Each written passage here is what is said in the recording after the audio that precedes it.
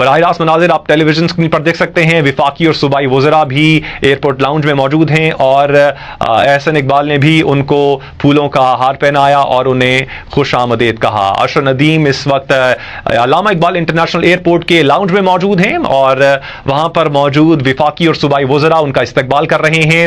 آپ کو اس وقت دکھا سکتے ہیں کہ سعد رفیق نے بھی ارشد ندیم کو پھولوں کا ہار پہنایا، انہیں خوش آمدید کہا۔ وزیر اطلاعات پنجاب عظمہ بخاری بھی اس وقت موجود ہیں اور انہیں پھولوں کا ہار پہنا کر خوش آمدید کہہ رہی ہیں۔ احسن اقبال نے بھی اب سے کچھ دیر پہلے انہیں پھولوں کا ہار پہنایا، اور ساتھ ساتھ اس وقت رانا مشہود ان کو خوش آمدید کر رہے ہیں، انہوں نے بھی پھولوں کا ہار ارشد ندیم کو پہنایا ہے۔ ساتھ ساتھ اہل خانہ بھی آپ دیکھ سکتے ہیں کہ ارشد ندیم کے موجود ہیں اور وہ ارشد ندیم کو خوش آمدید کہہ رہے ہیں۔ ایئرپورٹ لاؤنج میں وفاقی وزراء اور صوبائی وزراء بھی موجود ہیں، اور ساتھ ساتھ ارشد ندیم کے اہل خانہ بھی اس وقت ایئرپورٹ لاؤنج میں موجود ہیں اور ارشد ندیم کو خوش آمدید کہہ رہے ہیں، پھولوں کا ہار پہنایا جا رہے ہیں۔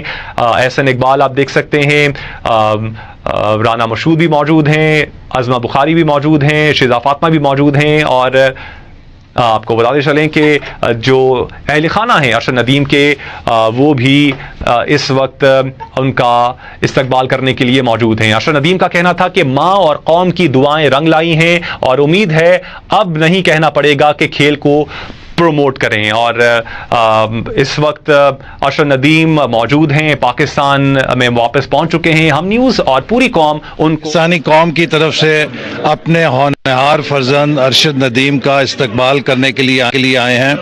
ارشد نے پوری دنیا کے سامنے پاکستان کا جھنڈا اور نام بلند کیا ہے، اور سب سے بڑی بات یہ ہے کہ ارشد نے یہ ثابت کیا ہے کہ آپ اگر وسائل نہ بھی ہوں، آپ کے اندر جذبہ ہے، لگن ہے، دھن ہے، اور آپ محنت کر سکتے ہیں، تو کوئی ایسا خواب نہیں ہے جو آپ پورا نہیں کر سکتے۔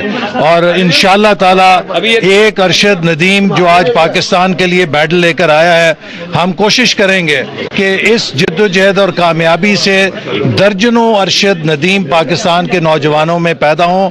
میں ایک بار پھر ارشد کو مبارکباد دیتا ہوں۔ اس نے گولڈ میڈل ہی نہیں لیا بلکہ اولمپک ریکارڈ بنا کے پاکستان کا نام تاریخ کی کتابوں میں رکھا ہے۔ Well done Arshad. Thank you so much. اچھا سر، آپ کیا کہنا چاہیں گے؟ یہ یقیناً ایک